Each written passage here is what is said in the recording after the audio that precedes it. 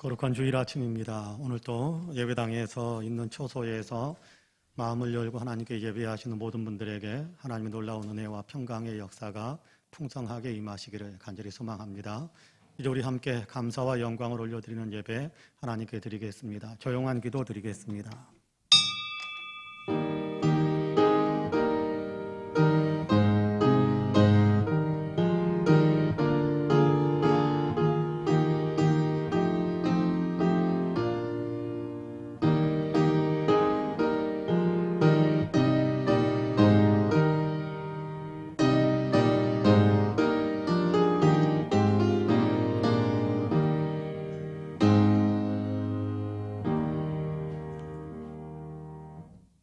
오직 위로부터 난 지혜는 첫째 성결하고 다음에 화평하고 관용하고 양순하며 긍휼과 선한 열매가 가득하고 편견과 거짓이 없나니 화평하게 하는 자들은 화평으로 심어 의의 열매를 거두느니라. 은혜로우신 하나님 감사합니다. 거룩한 주일을 저희에게 허락하셔서 하나님께 예배할 수 있게 하심을 참으로 감사합니다. 흩어져 있던 저희의 삶, 흩어져 있던 저희의 마음을 다시금 하나로 모아서 주님께 올려드리며 예배할 수 있도록 도우셨사오니 주님 우리의 예배를 통해서 주님 홀로 영광을 받아 주옵소서. 예배드리는 이 자리에 주님께도 친히 임재하시사 주님 예배드리는 사랑하는 성도들 한 사람 한 사람을 은혜의 품으로 안으셔서 하나님 마음 안에 평화와 기쁨이 있게 하여 주시고 세상을 이길 수 있는 담대함과 희망이 가득한 심령이 될 수 있도록 축복해 주옵소서. 감사드리며 예수님의 이름으로 기도하옵나이다. 아멘. 함께 일어나셔서 찬송가 28장, 찬송가 26장, 찬송가 26장으로 우리 함께 찬양하시겠습니다.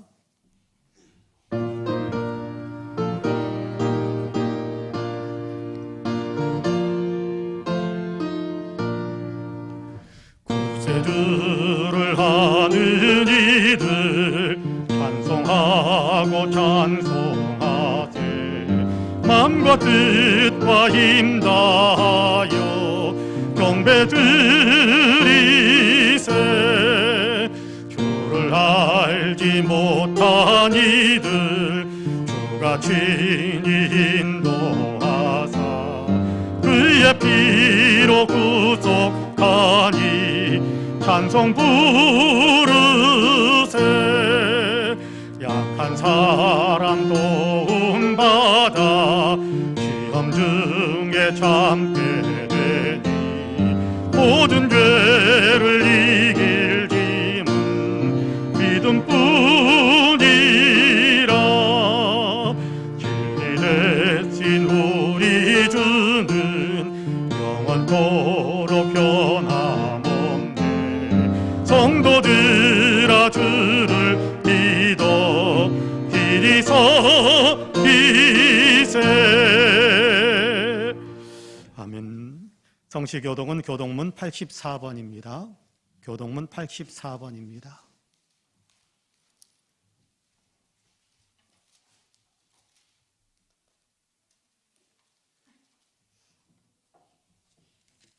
믿음은 바라는 것들의 실상이요 보이지 않는 것들의 증거니 믿음으로 모든 세계가 하나님의 말씀으로 지어진 줄을 우리가 아나니 믿음으로 아벨은 가인보다 더 나은 제사를 하나님께 드림으로 의로운 자라 하시는 증거를 얻었으니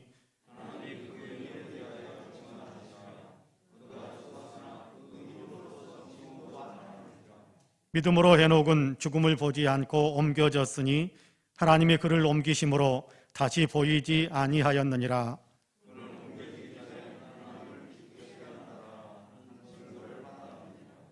믿음이 없이는 하나님을 기쁘시게 하지 못하나니 하나님께 나아가는 자는 반드시 그가 계신 것과 또한 그가 자기를 찾는 자들에게 상 주시는 이심을 믿어야 할지니라. 아멘. 주보에 있는 고백과 간구의 기도를 함께 드리겠습니다. 함께 기도합니다. 사랑과 은혜가 풍성하신 하나님, 주님의 부활의 소식을 들은 후 한 주간을 보내다가 다시 주님 앞에 섰습니다. 주님은 십자가와 부활로 죽음의 권세를 이기셨고 우리에게도 그 승리에 참여하는 기쁨을 주셨습니다. 그러나 실제로 우리의 삶은 죽음과 어둠을 뿌리치지 못한 채 살았음을 고백합니다. 여전히 진실이 아닌 거짓을 일삼았고 평화가 아닌 갈등과 다툼 속에서 살았음을 고백합니다.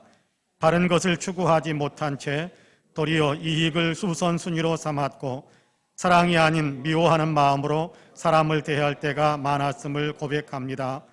주님은 우리에게 영원한 생명을 주셨는데도 저희는 여전히 영원이 아닌 세상만 생각하며 살고 있습니다. 오 주님, 저희를 불쌍히 여기시사 용서하여 주시옵소서. 참으로 부활의 신앙으로 무장할 수 있게 하여 주시옵소서.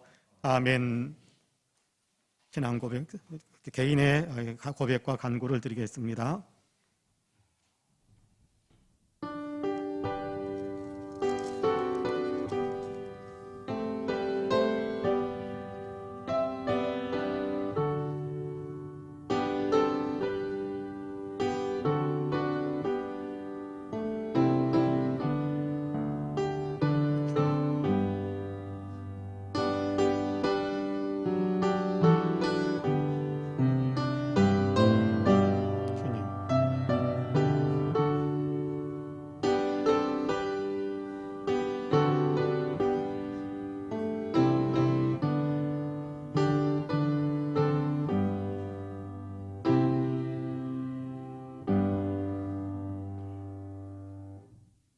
하나님이 세상을 이처럼 사랑하사 독생자를 주셨으니 이는 그를 믿는 자마다 멸망하지 않고 영생을 얻게 하려 하심이라. 하나님이 그 아들을 세상에 보내신 것은 세상을 심판하려 하심이 아니요 그로 말미암아 세상이 구원을 받게 하려 하심이라 라는 말씀에 의지하여 하나님께서 그리스도 예수를 믿는 우리 모두의 죄를 다 용서하셨음을 주님의 이름으로 선포합니다. 아멘. 신앙 고백하시겠습니다. 전능하사 천지를 만드신 하나님 아버지를 내가 믿사오며 그 외아들 우리 주 예수 그리스도를 믿사오니 이는 성령으로 잉태하사 동정녀 마리아에게 나시고 본디오 빌라도에게 고난을 받으사 십자가에 못 박혀 죽으시고 장사한 지 사흘 만에 죽은 자 가운데에서 다시 살아나시며 하늘에 오르사 전능하신 하나님 우편에 앉아 계시다가 저리로서 산 자와 죽은 자를 심판하러 오시리라. 성령을 믿사오며 거룩한 공예와 성도가 서로 교통하는 것과 죄를 사하여 주시는 것과 몸이 다시 사는 것과 영원히 사는 것을 믿사옵나이다. 아멘. 다 함께 자리에 앉으셔서 찬송가 91장으로 우리 주님을 찬양하시겠습니다.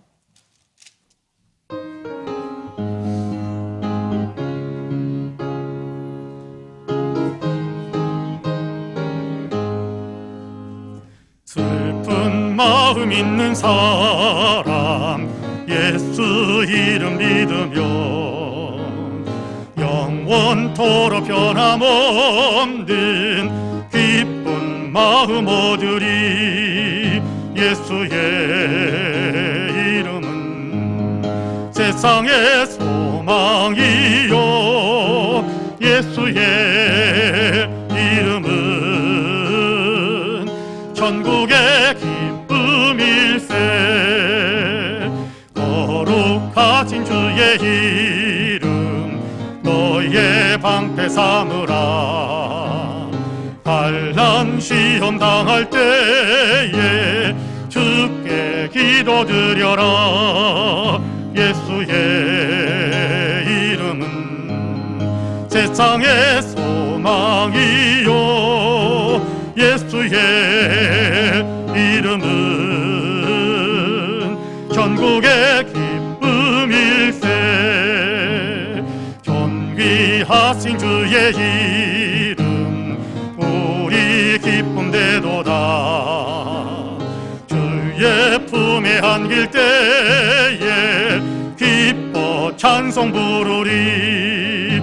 예수의 이름은 세상의 소망이요 예수의 이름은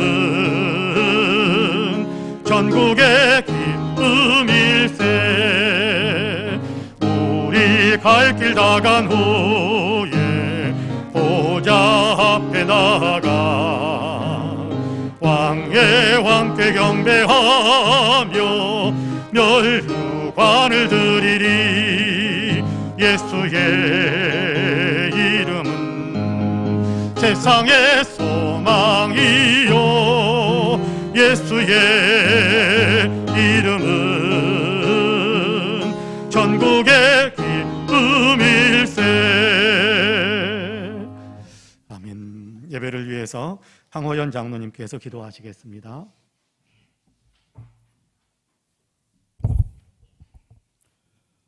소망 없는 이 땅에 참 소망의 빛으로 오시고 생명으로 오셔서 구원의 길을 열어주신 하나님께 감사와 찬양을 올려드립니다.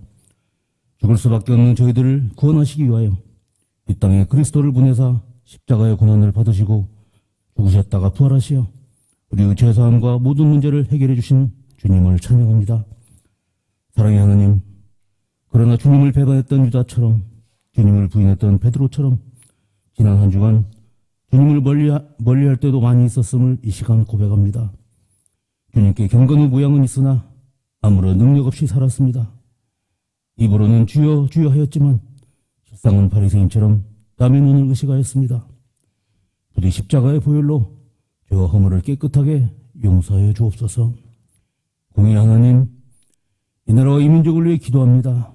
어려운 정치와 경제 그리고 고통받고 있는 이 사회를 만져주시옵소서. 정치인들이 정직하게 진정 나라를 위하고 국민들을 위하는 선정을 펼쳐가게 하옵소서. 탐욕으로 거짓과 불법을 일삼는 정치인들은 퇴출시켜 주시고 국민들도 진정한 자유민주주의 회복을 위하여 늘 깨어있게 하옵소서. 온 나라가 공무원들의 불법 투기 문제로 분노와 허탈감이 무척 심각합니다. 이 사회가 편법이나 불법을 멀리하고 정당한 노력과 수고에 합당한 보상이 상식이 되게 하옵소서.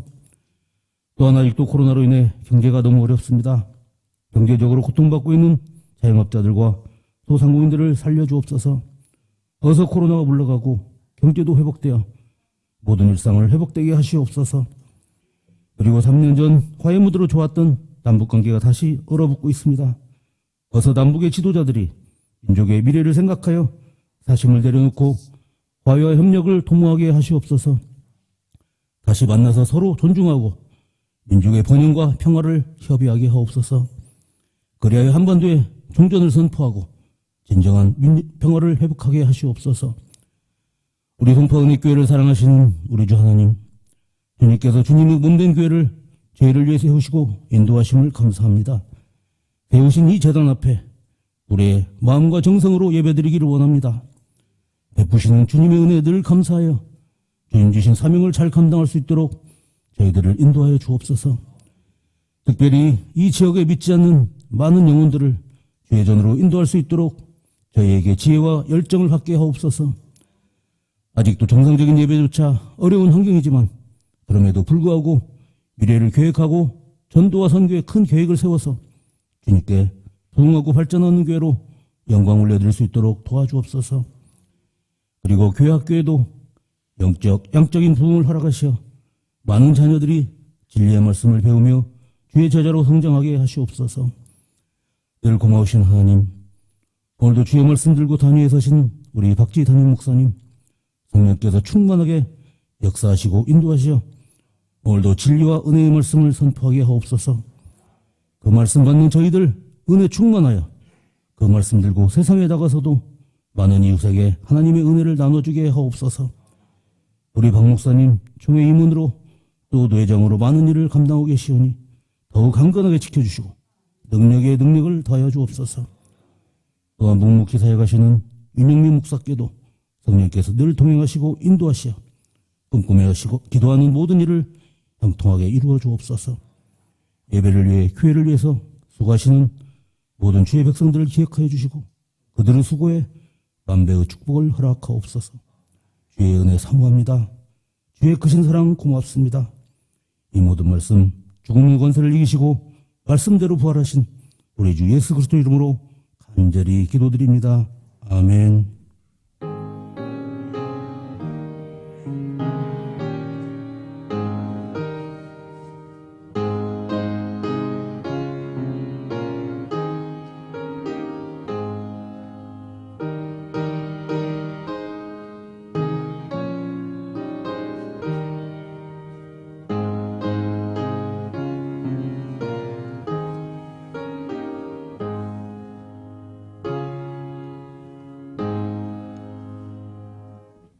함께 일어나셔서 예물을 봉헌하시겠습니다. 모든 것이 주께로부터 왔으니 이 예물을 주께 드리나이다.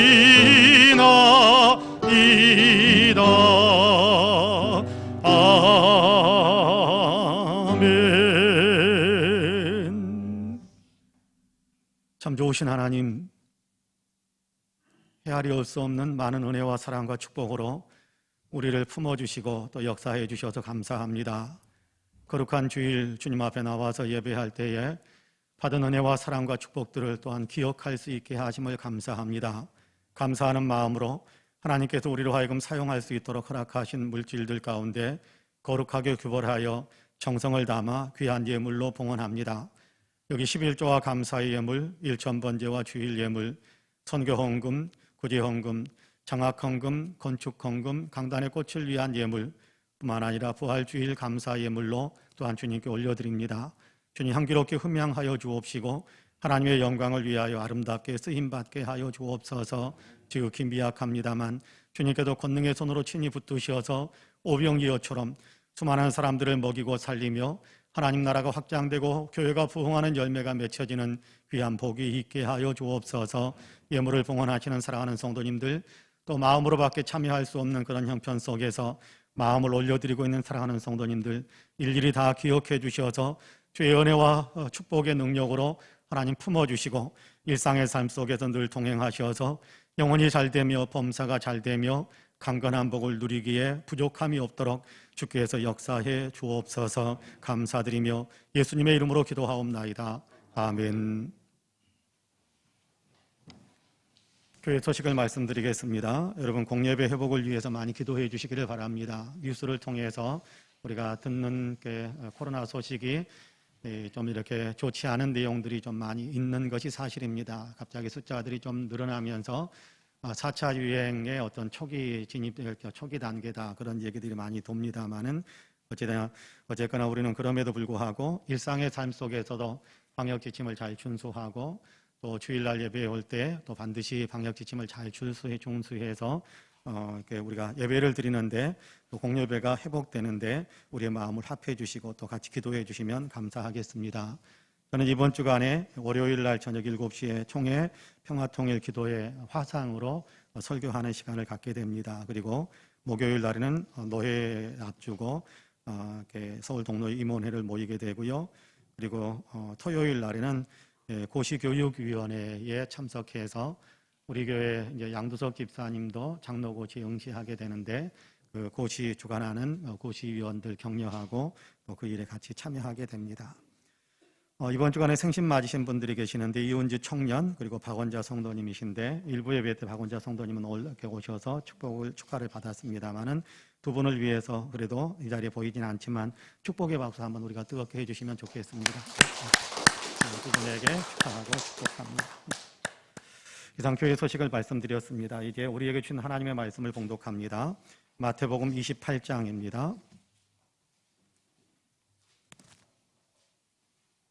마태복음 28장 1절에서 10절까지의 말씀입니다.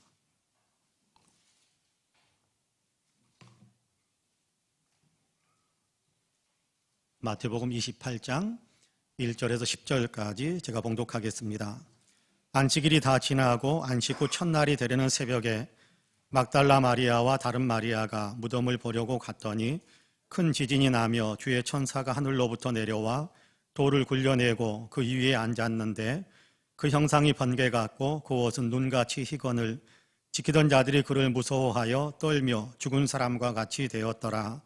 천사가 여자들에게 말하여 이르되 너희는 무서워하지 말라. 십자가에 못 박히신 예수를 너희가 찾는 줄을 내가 아노라. 그가 여기 계시지 않고 그가 말씀하시던 대로 살아나셨느니라. 와서 그가 누우셨던 것을 보라.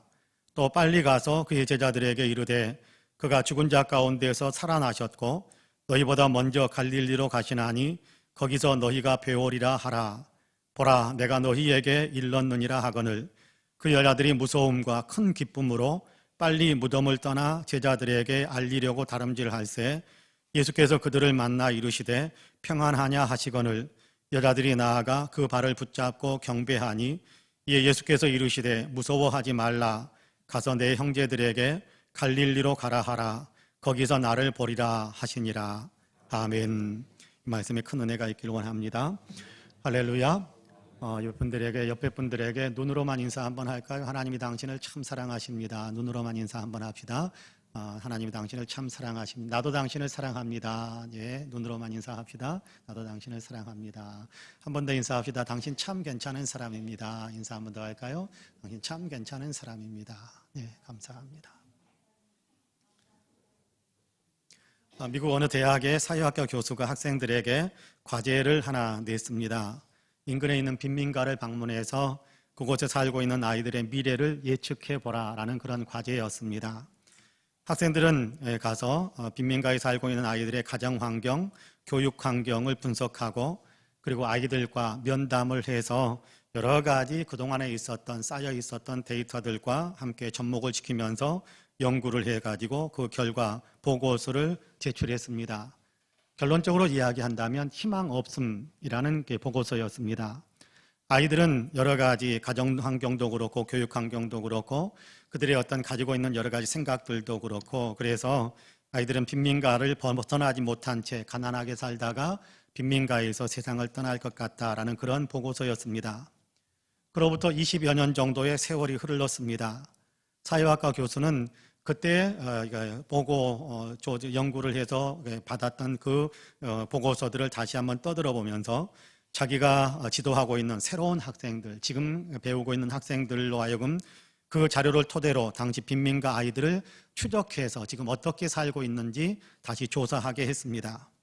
근데 가난에서 벗어날 수 없을 것이라던 그 아이들이 절망 가운데서 그들은 어쩔 수 없이 그렇게 살다가 그렇게 세상을 떠날 것이다 라고 생각했던 그런 보고서의 결론을 만들어 제출했었는데 그런 대상이었던 학생들이 놀랍게도 지금은 의사로 또는 교사로 또는 사업가로 또는 법률가로 전문 직업인으로 우뚝 서서 성공적인 사회 시민으로서의 삶을 살고 있다라는 그런 결과를 그런 어떤 내용들을 받았습니다. 다른 지역에 있는 다른 지역의 빈민가에서 얻어지는 결론과는 전혀 다른 그런 결과를 얻게 된 겁니다. 그 빈민 지역에서 자랐던 아이들, 그 지역에서 자랐던 아이들만은 예측과는 전혀 다른 그런 결과가 만들어진 거지요. 어떻게 된 것일까? 무슨 일이 있었던 것일까? 궁금해서 교수님은 그들의 성공 요인을 조사하기 위해서 성인이 된 그 대상자들을 직접 만나서 면담을 했습니다. 면담 결과 모든 사람들에게 나타난 하나의 대답이 있었습니다. 그들은 모두 다 한 선생님을 지목하면서 그 선생님 때문입니다. 그 선생님 때문에 우리가 달라질 수 있었습니다. 라는 대답을 했다고 합니다. 아이들의 인생을 변화시킨 위대한 선생님을 찾아가서 선생님은 아이들을 어떻게 교육을 하셨습니까? 라는 질문을 던졌더니 지금은 나이가 많으신 노인이 된 그 선생님께서 빙그레 웃으시면서 저는 단지 아이들을 사랑해 주었을 뿐입니다. 라는 대답을 했다고 합니다. 빈민지역에 태어나서 빈민가에서 빈민가의 삶을 벗어나지 못할 것 같았던 아이들이었지만 사랑으로 품어주고 희망을 주고 꿈을 심어주는 선생님 한 분을 만남으로 인해서 아이들의 삶이 변화된 겁니다. 그들의 삶이 정말 빈민가에 벗어나지 못할 것 같았었는데 그 선생님 한 분을 만남으로 그 한 선생님을 만남으로 그들은 성공적인 인생을 살 수 있는 사람들로 변화된 거지요. 오늘 우리가 읽은 마태복음 28장 말씀도 만남과 변화에 대한 얘기를 우리에게 들려주고 있습니다.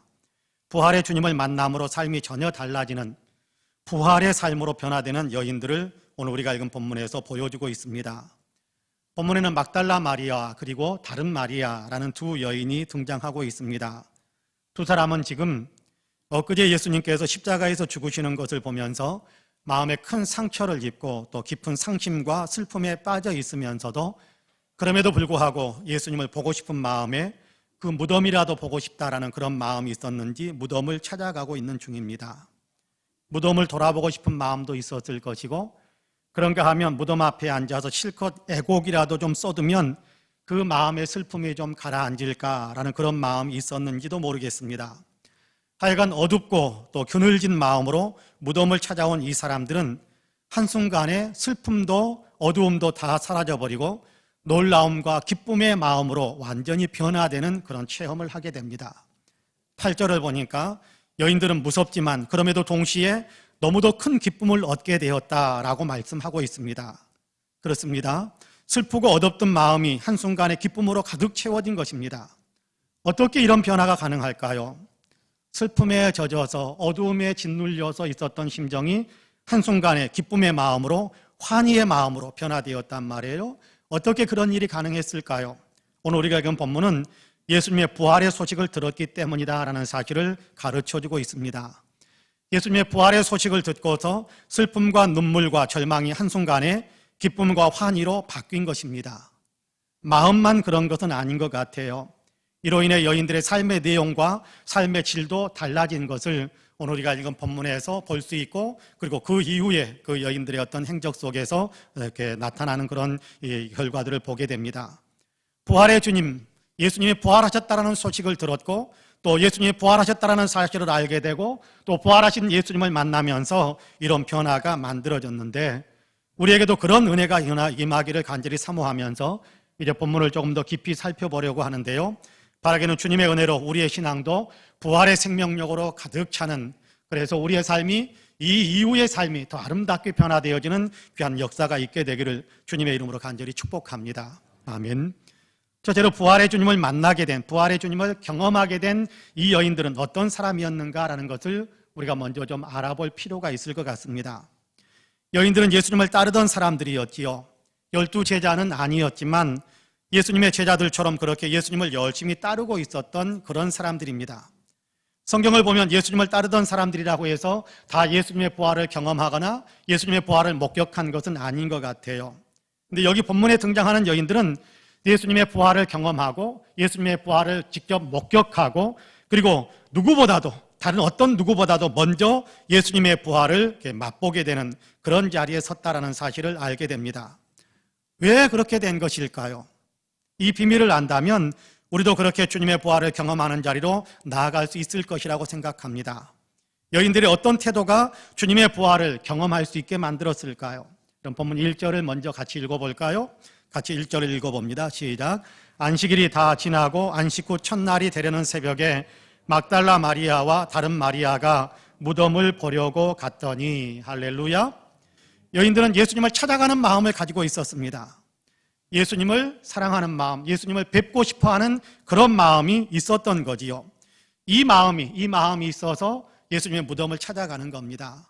예수님을 생각하는 마음, 무덤 속에 누워 계신 예수님이라고 할지라도 그 예수님을 한 번이라도 더 보고 싶고 예수님의 무덤이라도 한 번 더 만져보고 싶은 그런 마음이 여인들에게 있었던 겁니다. 예수님을 가까이 하고 싶은 마음이죠. 이 마음이 부활의 주님을 경험하게 만든 겁니다. 토요일 안식일이 지났습니다. 안식일에는 아무것도 할 수 없으며 없으니까 그냥 집에서 기다리기만 했겠죠. 그리고 안식 후 첫날 이제 이동해 다닐 수 있는 그런 허용된 어떤 시간들이 되니까 안식 후 첫날 일요일이지요. 일요일 이른 새벽에 여인들은 예수님의 무덤을 찾아옵니다. 마가복음을 겸해서 같이 읽어보면 여인들은 예수님께 향품을 발라드리기 위해서, 향품을 예수님의 그 시신에 부어드리기 위해서 향품을 가지고 무덤을 찾아왔다라고 말합니다. 향품을 예수님의 시신에 발라드리는 것, 향품을 발라드리는 것은 사랑과 헌신과 존경의 표현입니다. 무덤에 향품을 가져간다는 것은 오늘날로 말한다면 무덤에 꽃을 가지고 간다라는 그런 의미도 있겠지만 그거보다 훨씬 더 깊은 마음이 담겨져 있다라고 우리가 이해할 수 있을 것 같습니다. 주님을 사랑하는 마음, 주님을 만나고 싶은 간절한 마음이 있는 것이지요. 예레미야 29장 13절에서 하나님은 너희가 온 마음으로 나를 구하면 나를 찾을 것이요 나를 만나리라 라고 말씀합니다. 나를 사랑하고 나를 찾기를 원하고 나를 만나기를 원한다면 내가 너희를 만나줄 것이다 라고 약속하시는 말씀입니다. 온 마음으로 주님을 만나고 싶어하고 부지런히 주님을 찾아 나온다면 주님을 만날 수 있다, 주님이 만나주신다, 그렇게 약속하고 있는 겁니다. 인도의 성자로 그렇게 추앙을 받고 있는 선다싱이라는 사람이 있습니다. 그는 이슬람에서 약간 옆길로 나와 있는 시크교라는 그런 시크교를 신봉하는 시크교도였습니다. 하지만 시크 교회에서는 전혀 평화도 만족도 얻지 못하고 굉장히 근심만 더해져 간다라는 사실을 느끼면서 참신을 좀 찾아봐야겠다라는 간절한 마음을 품게 됩니다. 참신을 찾지 못하면 죽고 말겠다라는 결심으로 그는 3일 동안 금식하면서 그의 골방에서 결사적으로 부르짖었습니다. 참신이 계신다면, 신이시여, 당신이 진짜 참신이시라면, 참신이 계신다면 저를 정말 좀 만나 주십시오. 정말 살아계시는 그런 신이 계신다면 저를 좀 만나셔서 저를 바른 길로 인도해 주십시오 라고 부르짖었습니다. 그때 집 근처 철길을 따라 밤 열차가 기적을 울리며 지나갑니다. 다음 열차는 다음 날 아침 이른 새벽 5시에 지나가는 급행 열차입니다. 그 기적 소리를 들으면서 선다싱은 한 번 더 기도합니다. 신이시여, 만일 내일 아침 5시에 급행 열차가 지나가기 전까지 저에게 당신을 보여주시지 않는다면, 저로 하여금 당신을 깨닫게 하지 않으신다면 저는 열차에 몸을 던져 죽겠습니다. 선다싱은 목욕 재개하고 다시 골방에 들어가서 기도했습니다. 밤을 새워가면서 참신이 계신다면 저를 좀 만나셔서 저를 좀 인도해 주시고 바른 길로 저를 좀 인도해 달라고 간구합니다. 밤을 새가는데도 아무런 기척이 없었습니다. 새벽 5시 급행열차가 지나가는 시간이 서서히 다가오는데 4시 반이 넘어서는 어느 시각에 방문 쪽에도 환한 빛이 비치며 한 사람이 나타났습니다. 그의 머리에는 가시관이 씌워져 있었고 양손에는 피가 흐르고 있었습니다. 선다야, 나는 너를 구원하러 왔다. 너는 바른 길을 찾고 있구나. 내가 곧 길이니라. 당신은 누구십니까? 나는 나사렛 예수다. 선다싱은 그리스도는 죽지 않고 살아계시며 이분이 바로 참신이심에 틀림없다라는 깨달음을 얻고 그분 앞에 바로 엎드려서 그분을 높이기 시작했습니다. 그러자 지금까지 그의 마음속에 전혀 맛보지 못했던 놀라운 평화와 기쁨을 얻게 되었고, 그리고 선다싱은 복음을 전하는 사람으로 인도에서 많은 핍박과 박해와 생명의 위협을 받으면서도 그리스도를 위해서 살아가는 사람으로 완전히 바뀌어졌습니다. 물론 모든 사람이 다 이렇게 부활의 주님을 경험해야 한다라고 말씀을 드리는 것은 아닙니다. 주님을 알지 못하는 사람, 주님을 믿지 않는 사람들만 이렇게 주님을 찾아야 된다, 그런 얘기를 하는 것도 아닙니다. 누구든지 진실한 마음으로 주님을 구해야 하고 또 주님 만나기를 소망해야 하고 또 주님을 경험하기를 원하는 그런 마음을 품어야 되는데, 누구든지 그렇게 진실한 마음으로 주님을 찾고 추구하면 주님은 약속하신 대로 만나주신다라는 말씀을 여러분에게 드리고 싶은 겁니다. 우리도 기도함으로 사모함으로 주님을 만날 수 있습니다. 주님은 말씀으로 자기를 나타내시는 분이신데, 우리가 주님 만나기를 원하는 사모하는 마음으로 성경 말씀을 묵상하기 시작하면 말씀 속에도 주님 자신을 우리에게 나타내 보여주신단 말입니다. 사도행전을 읽다 보면 베레아 사람들은 하나님의 말씀을 들을 때에 이것이 진짜 그러한가 싶어서 들은 말씀을 더 많이 묵상했다. 그래서 그들 가운데는 주님을 믿는 사람들이 더 많아졌다라고 성경에서 가르쳐주는 부분이 있습니다. 주님을 경험한 사람, 주님을 믿는 사람이 많아졌다라는 얘기는 주님을 경험하는 사람들이 많아졌다라는 그런 의미이기도 합니다.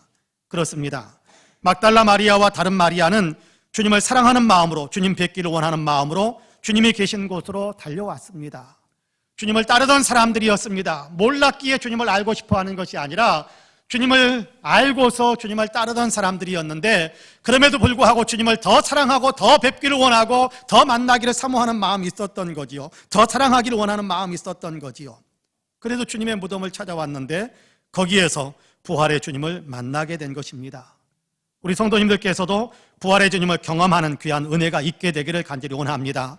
주님이 자기를 나타내 주시는 성경을 더 많이 묵상하고 주님을 경험하고 싶다라고 더 많이 사모하면서 주님께 기도하면 주님께서 말씀을 통해서 예수님 자신을 우리로 하여금 느끼게 만들어 주세요.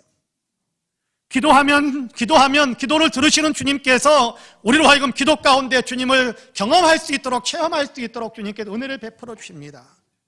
그냥 믿으니까 라고 생각하면서 믿고 나아가는 신앙도 아름답습니다만은, 그러나 삶 속에서 또 우리의 신앙 속에서 주님을 경험하고 주님을 맛보고 주님을 느끼면서 더 확신 있는 신앙의 삶을 살아간다면 우리의 삶은 더 급격하게, 더 놀랍게, 더 영적으로 변화될 수 있게 될 것입니다. 그런 의미에서 주님 만남을 사모하고 주님 경험하기를 사모하고 주님 이렇게 누리는, 주님을 느끼는 그런 삶을 더 사모하는, 그런 영적인 삶을 더 많이 사모하는 그런 삶을 통해서 주님, 부활하신 주님을 경험하는 그런 놀라운 은혜 속에 깊이 들어가게 되기를 주님의 이름으로 간절히 축복합니다. 둘째는, 주님을 만나는 사람은 해야 할 일이 있습니다. 주님을 만나는 사람은 해야 할 일이 있어요. 주님을 경험하는 사람, 주님을 맛보는 사람은 반드시 해야 될 일이 있습니다. 우리는 주님과의 만남을 추구하면서 살아야 되는데요, 주님께서 환상으로 만나주신다면 더욱 좋겠습니다마는 그런 일은 지극히 드물지요. 그럼에도 오늘 우리가 주님을 경험할 수 있는 길이 있는데, 말씀을 묵상하는 것과 기도하는 것입니다. 말씀은 주님을 나타내 주는 거잖아요. 우리가 주님을 만나고 싶은 간절한 마음으로 성경을 읽는다면 성경이 우리로 하여금 주님을 맛보고 주님을 누리도록 그렇게 끌어안아주세요. 성경 우리를 감싸버리신단 말이에요. 성경이 우리를 그냥 성경 속으로 끌어당겨주기도 하세요. 그래서 그곳에서 주님을 느끼고 주님을 체험하게 만드는 일들이 허다하게 이루어지고 있습니다. 성경을 통해서 주님이 우리를 만나주시고, 기도는 주님과 대화하는 것인데, 우리가 전심으로 그리고 진심으로 주님께 말을 걸면, 대화를 걸면 대화께 응하시는 주님께서 기도 가운데서 우리를 만나주시기도 합니다. 주님, 오늘 우리는 그렇게 주님을 만날 수 있는데, 이렇게 구하면서 주님을 알게 되고 주님을 느끼고 주님을 체험한다면 해야 할 일이 있습니다. 그것은 바로 주님 앞에 엎드리는 겁니다. 진정한 예배를 드리는 겁니다. 본문의 여인들은 그렇게 하고 있습니다. 이런 본문 7절과 8절 말씀을 같이 한번 읽겠습니다. 시작. 그 여자들이 무서움과 큰 기쁨으로 빨리 무덤을 떠나 제자들에게 알리려고 다름질할새 예수께서 그들을 만나 이르시되 평안하냐 하시거늘 여자들이 나아가 그 발을 붙잡고 경배하니. 할렐루야. 무덤 입구의 돌은 한쪽으로 굴려져 있고 무덤이 비어있는 것을 여인들은 보았습니다. 천사가 나타나서 예수님은 부활하셨다라는 사실을 알려주니까 말할 수 없는 큰 기쁨을 누리게 되지요. 여인들은 이 신비를 경험하면서 이 신비한 일, 천사도 보고 무덤이 비어있고 예수님이 부활하셨다라는 사실을 들으면 이 신비한 일들을 통해서 한편으로는 두렵기도 하고, 또 한편으로는 예수님이 다시 살아나셨다라는 소식에 가슴이 터져버릴 것 같은 그런 기쁨을 맛보았을 겁니다. 그래서 이 기쁜 소식을 다른 제자들에게 전하기 위해서 달리기 시작했습니다. 이렇게 뛰어가는 여인들 앞에 부활하신 예수님께서 자신을 나타내 보여주셨어요. 먼저 말을 걸어주시기까지 합니다. 평안하냐? 너희에게 평안이 있을지어다 라는 그런 인사말입니다. 여인들은 누가 먼저랄 것도 없이 예수님의 발 앞에 엎드렸습니다. 마치 신하가 왕에게 복종의 예를 표하는 것처럼 예수님의 발을 붙잡고 엎드렸습니다. 최고의 경배를 드린 거지요. 죽음에서 다시 살아나신 예수님, 하나님이신 예수님을 한없이 높여드리며 영광을 올려드리는 행위입니다. 지금 우리식으로 표현한다면 예배를 드린 거지요. 그렇습니다. 부활의 주님을 경험한 사람은 이렇게 예배드리는 사람이 되어야 합니다. 주님이 부활하셨음을 믿는 사람이라면, 부활의 소식을 들은 사람이라면, 믿는 사람이라면, 정말 부활의 소식을 이렇게 우리가 믿는 사람이라면 누구든지 이렇게 예배드리는 것이 맞습니다. 주님께 우리가 가져야 할 당연한 태도는 예배드리는 것이거든요. 그런데 요즘 현대 그리스도인들은 예배를 많이 잃어가고 있는 것 같아서 안타까운 마음이 있습니다. 하나님의 아들이심을 믿는다고 하면서도 예배드리는 데는 나태해져 있습니다. 예수님이 십자가에서 우리를 구원하셨음을 믿는다고 하면서도 그 놀라운 희생으로 우리를 구원하셨다는 사실을 고백하면서도 예수님께 예배드리는 데는 많이 인색해져 있습니다. 예수님이 사망을 이기시고 부활하셨음을 믿고 예수 안에서 우리도 부활하게 된다는 사실을 믿는다고 하면서도 예배에는 많이 게을러져 있습니다. 지금 예수님이 살아계셔서 만물을 주관하시는 분이심을 믿는다고 하면서 그분께 내 인생의 이런저런 문제를 부탁드리며 기도한다고 하면서도 예수님을 높여드리는 예배에는 정성을 기울이지 않는 경향이 많이 있습니다. 실존주의 철학자여 경건한 믿음의 사람이었던 퀴에르케고르는 예배를 연극에 비유해서 설명해 줬던 그런 이야기가 있습니다. 관객과 배우의 비유로 예배를 설명하기도 했는데요, 관객은 연극을 보는 자고 배우는 연극을 드리는 자입니다. 예배를 드릴 때도 우리가 드리는 자라면 하나님은 보시며 받으시는 분이다, 그렇게 구분을 하면서 그렇게 우리는 관객이 아니라 예배 시간에 관객의 입장에 서 있는 사람이 아니라 우리는 배우의 입장에 서서 예배를 드려야 된다. 그렇게 설명을 합니다. 예배 드리는 사람도 배우처럼 그렇게 해야 하는데, 첫째는 배우는 늦지 않는다. 그렇게 쾌걸캐고르는 이야기합니다. 배우가 늦는다면 연극이 안 되죠. 연극을 올려드릴 수가 없습니다. 배우가 늦는다면. 그러면 연극이 진행이 안 되게 되지요. 예배에 늦으면 이미 예배가 아니라는 겁니다. 둘째로 배우는 연극 중에 일찍이 가는 법이 없고 다 끝난 후에 극장을 빠져나간다라고 이야기합니다. 마찬가지로 예배 중에 나가는 것은 예배자가 아니라는 거지요. 셋째는 배우는 졸지 않는다. 관객은 졸지 모르지만 예배자는 졸지 않아야 한다. 그렇게 이야기합니다. 넷째로 배우는 관객을 만족해 하는데 모든 것을 다 쏟는다. 예배자도 예배를 받으시는 하나님이 만족하시도록 최선을 다해야 한다. 그렇게 교훈을 들려주고 있습니다. 우리의 예배 생활을 가만히 생각해 볼 필요가 있는 그런 도전을 주고 교훈을 주는 그런 이야기다라고 생각을 해봅니다. 요즘 코로나로 인해서 온라인 예배 드리는 경우가 많지요. 이로 인해 예배의 집중력을 많이 잃고 있는 것은 아닌가 그런 생각을 합니다. 여러분 텔레비전을 보다가 흥미를 잃게 되면 어떻습니까? 내 생각에 내가 이렇게 생각하기에 좀 재미없는 프로그램이 진행이 되어지면 리모컨을 들잖아요. 리모컨을 들고 텔레비전 채널을 사정없이 돌려버립니다. 언제까지요? 이렇게 심심하지 않을 때까지 내가 흥미를 느낄 때까지 채널을 사정없이 돌려버립니다. 그런데 온라인 예배를 드리다 보니까 예배에도 그런 태도를 취하는 경향들이 많아지더라는 겁니다. 예배 채널을 맞춰놓고 예배를 드리는 것이 아니라 그 예배 채널을 사정없이 돌려버리는 거예요. 흥미가 안 생긴다. 아이고 따분하다. 아이고 그냥 내 생각과 좀 다르다. 그러니까 다른 방향으로 돌려버리는 거예요. 다른 방향으로.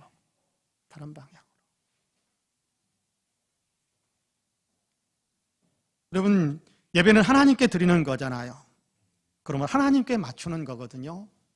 여러분, 예배 시간도 우리가 11시에 예배를 드리는데, 주일이면 11시에 예배를 드리는데 11시 예배 시간에 우리가 온라인으로 드리지 않을 때는 예배 시간 11시에 맞춰서 달려오기 위해 했었는데, 온라인으로 예배를 드리면서 예배 시간을 내 마음대로 조정을 합니다. 이제 아이고 11시에 그래 이 일부터 처리하고 잠자기 전에 한번 유튜브 보면 되지.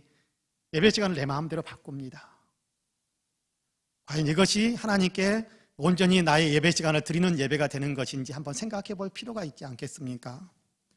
예배 드리는 내 마음도, 또 주일날 우리가 예배 시간에 와서 이렇게 앉아 있을 때 그 복장과 우리가 유튜브 영상 앞에 앉아 있을 때 나의 복장이 일치되는지, 나의 자세, 태도도 한 번 더 우리가 생각해 볼 필요가 있다고 생각합니다. 진정한 예배, 하나님께 드리는 예배, 시간도 우리의 마음도 예배드리는 우리의 자세와 태도도 하나님께 드리는 그런 예배를 드리는 그런 우리가 우리의 예배를 회복해야 되지 않을까 그런 생각을 합니다. 예배를 통해, 그런 예배를 통해 하나님은 은혜도 주시고 하나님은 우리에게 축복도 주실 겁니다. 몽골 선교 활동할 때 기록해 놓았던 이용규 선교사님의 내려놓음이라는 책이 있습니다. 이분이 다른 데서 지금은 선교 활동을 하는 것으로 알고 있습니다만은 그 책에 보면 벌러르라는 자매의 이야기가 등장을 합니다. 몽골 교회에서 예배를 드리고 있는데 벌러르라는 자매가 땀으로 뒤범벅이 되어서 예배당으로 뛰어 들어오더랍니다. 이 자매는 예배 시작 몇 시간 전에 소를 잃어버리는 바람에 소를 찾기 위해서 이리저리 뛰어다니다가 예배 시간이 다 되어 간다라는 사실을 깨닫고 불이 나게 소 찾는 것을 버려두고 예배드리기 위해서 들판을 가로질러서 예배당으로 뛰어온 겁니다. 그래서 온몸이 땀을 비오듯이 쏟고 있는 거예요.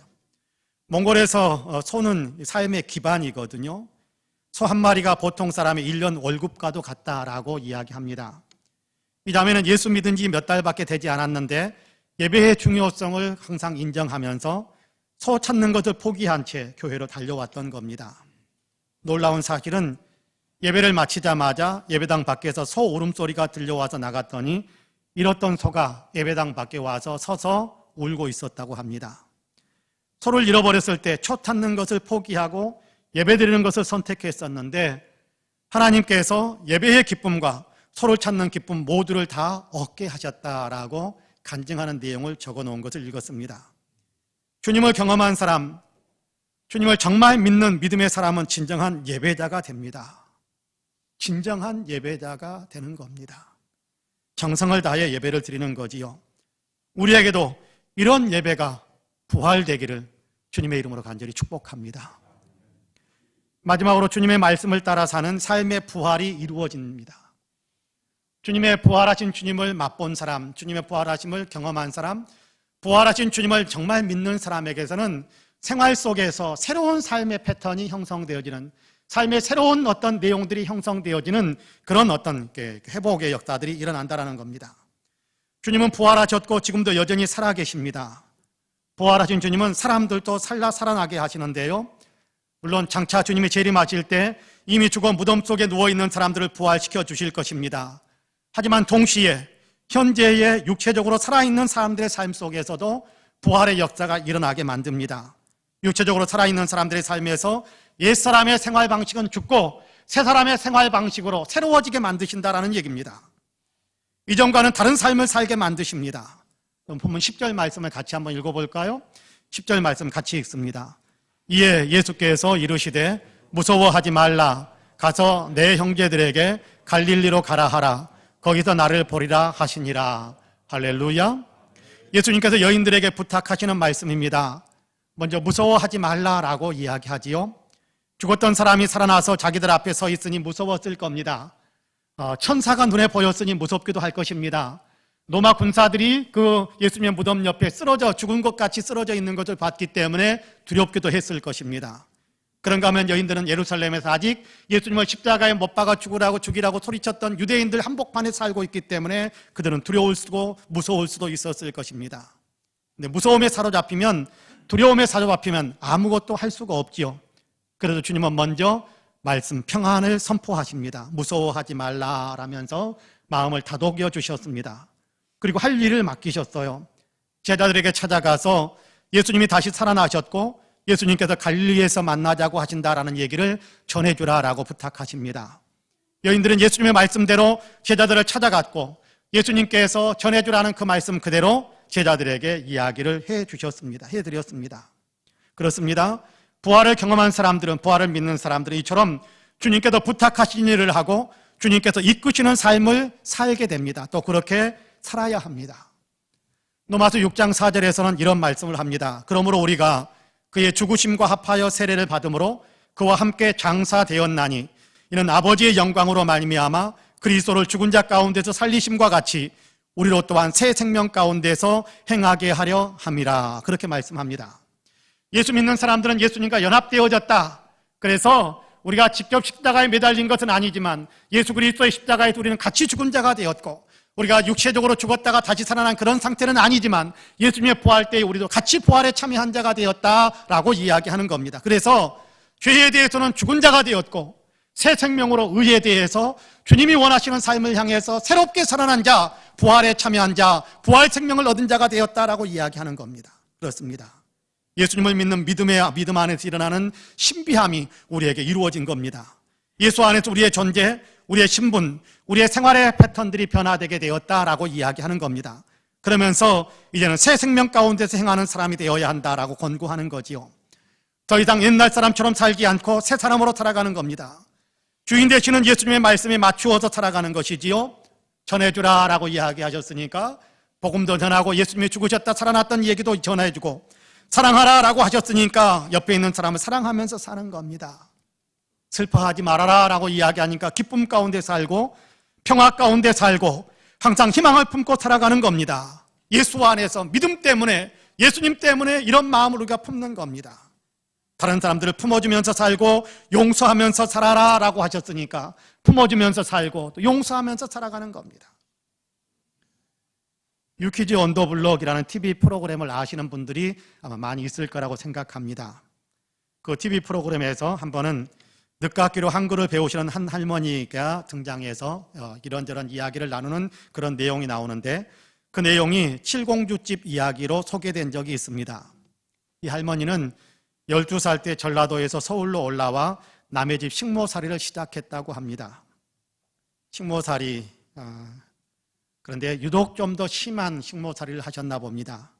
사람 이하의 취급을 받았습니다.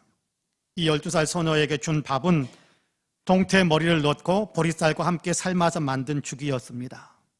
그걸 밥이라고 준 겁니다. 겨울에도 불이 없는 냉방에서 자게 했습니다. 한겨울이 되면 동태 머리와 보리쌀 삶아서 만든 그 죽이 꽝꽝 얼어버리는데 그것을 녹이기 위해서 불을 피우는 것을 용납하지 않아서 주인 아버지어머니가 녹이지 못하게 하니까 어쩔 수 없이 그냥 그 얼음덩어리를 먹어야 했답니다. 더욱 어려웠던 것은 주인 네엘과 자주 다투었는데 다투기만 하면 그 아주머니가 뼈저구도 뒷굽으로 이 소녀의 발을 사정없이 밟았답니다. 그러면 발이 퉁퉁 부어올라서 신발도 못 신게 되고 걸음도 제대로 못 걷는 그런 어떤 상태가 될 때가 허다했답니다. 고작 12살 아이에게 뭘 그렇게 심하게 하셨는지 모르겠습니다. 당시를 회상하는 것만으로도 할머니는 하염없이 눈물을 흘리셨어요. 옆에 있는 진행자가 그때 못했던 이야기를 지금 그 부부에게 하고 싶으면 한마디 하시라고 권했습니다. 그러자 함께 앉아있던 남편인 할아버지는 이제 지나갔는데 잘 살면 되지 뭐 하면서 넘겼습니다. 당사자인 할머니는 자세를 거쳐 잡고 앉아서 말씀을 하셨습니다. 아줌마, 어느 곳에 계실지는 모르지만 지금 내 얼굴을 보면 알지도 몰라요. 그러니 아줌마가 나한테 행했던 것도 아실 겁니다. 아줌마, 편안한 마음으로 잘하고 사십시오. 우리도 잘하고 살겠습니다. 안녕히 계세요. 그리고 환하게 웃으며 손을 흔들었습니다. 아픔도 미움도 다 떠나보내는 것 같았습니다. 여러분, 용서는요, 마음을 평안하게 만듭니다. 내가 용서하면 내 마음이 평안해지는 거지요. 이 할머니도 힘들고 아프고 원망스러웠던 마음을 벗어나 평안을 회복하신 것을 보니까 아마 이 할머니도 다 용서하셨던가 봅니다. 주님은 우리를 온전히 용서하셨어요. 주님은 우리를 온전히 용서하셨어요. 하나님과 화평하게 만들어 주셨습니다. 이것이 부활의 기쁨 아니겠습니까? 우리 모두도 이런 평화와 기쁨을 누리기를 원합니다. 부활의 주님을 경험한 사람들, 예수 그리스도의 부활을 믿는 사람들은 이런 평화와 기쁨을 누릴 수 있는 힘이 있습니다. 그 안에 성령님이 계시니까. 성령님을 통해서 예수님이 들어와 계시고, 성령님을 통해서 성부 하나님도 들어와 계시고, 성령님 안에서 삼위일체 하나님이 우리 안에 들어와 계시잖아요. 그러니까 우리는 내가 가지고 있는 내 마음의 능력보다 훨씬 더 뛰어난 능력을 가지고 있어요. 하나님의 능력. 주님을 바라보시면 우리도 그렇게 평화와 기쁨을 누리는 삶으로 변화될 수 있습니다. 주님의 말씀을 삶 속에서 우리가 한 번 더 묵상하면서 그런 삶을 살아야지라고 마음의 결심을 하게 되면 말할 수 없는 기쁨과 평화와 희망이 솟아오르게 되어 있습니다. 주님을 바라보시기를 바랍니다.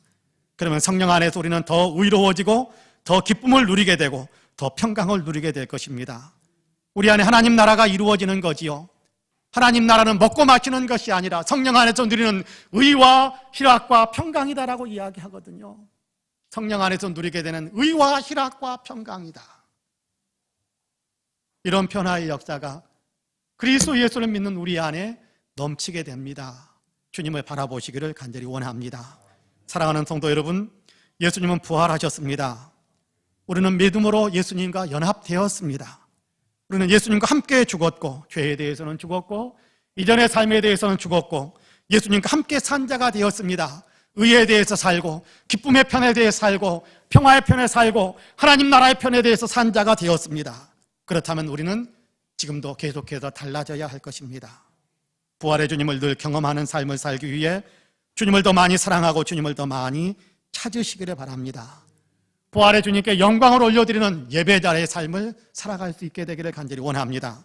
나아가 일상의 삶에서 부활의 주님의 말씀을 적용하면서 실천하면서 살아가게 됩니다. 그렇게 살아가시기를 원합니다. 그렇습니다. 바라기는 저와 여러분 우리 모두는 부활하신 주님을 믿음으로 부활하신 주님을 삶 속에서 경험하며 주님과 함께 살아가는 거룩하고 복된 성도님들이 다 되시기를 주님의 이름으로 간절히 축복합니다. 아멘. 기도하겠습니다. 은혜로우신 하나님, 예수 그리스도를 보내주시고 우리를 위해서 십자가를 지게 하셨을 뿐만 아니라 죽음 가운데서 예수님이 다시 살아나게 하심으로 놀라운 은혜로 우리를 새 생명으로 우리에게 부활의 생명으로 역사해 주셔서 감사합니다.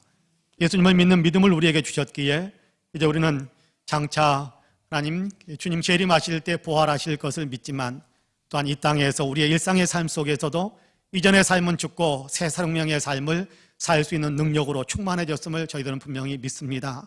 주님, 새 생명의 삶, 예수님을 더 많이 사랑하고 예수님께 진정한 예배를 드릴 뿐만 아니라 예수님의 말씀을 삶 속에서 실천하면서 살아가는 거룩한 역사가 우리 안에 더 풍성해질 수 있도록 도와주옵소서. 그래서 부활의 신앙으로 정말 부활하신 주님의 손을 잡고 살아가는 아름다운 신앙의 삶으로 우리의 삶이 점점 더 새로워지고 점점 더 풍성해질 수 있도록 도와주옵소서. 감사드리며 예수님의 이름으로 기도하옵나이다. 아멘.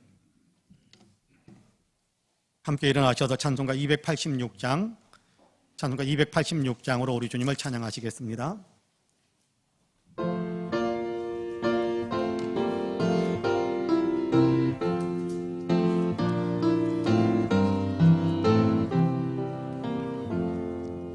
주 예수님 내 맘에 오사 날 붙들어 주시고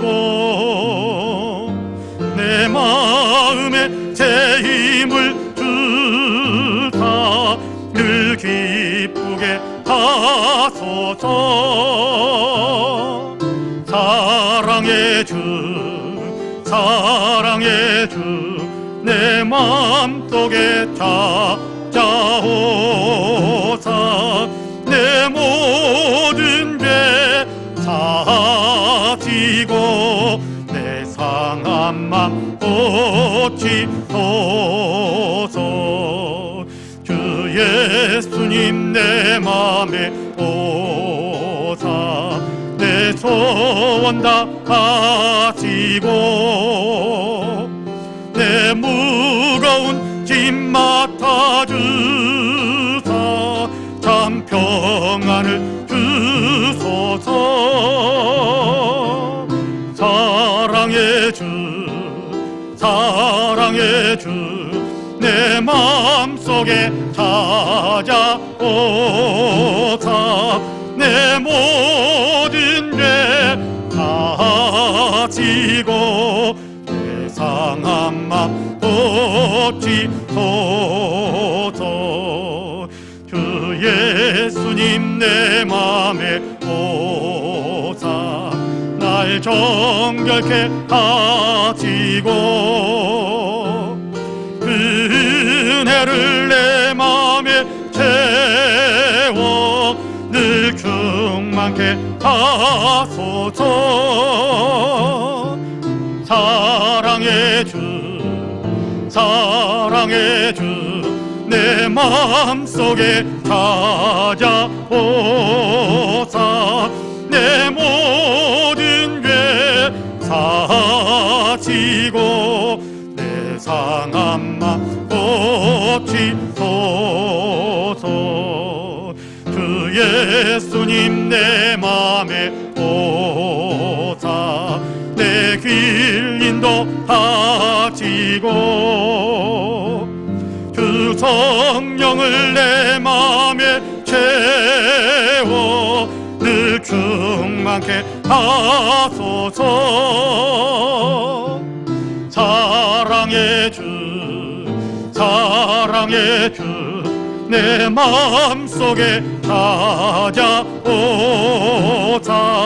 내 모든 죄 사시고 내 상한 맘 고치소서.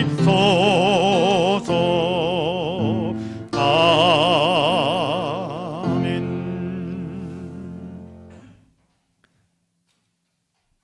우리 구주 예수 그리스도의 은혜와 아버지 하나님의 놀라우신 사랑과 성령님의 감동 감화 충만케 역사하심이 거룩한 주일에 주님을 향하여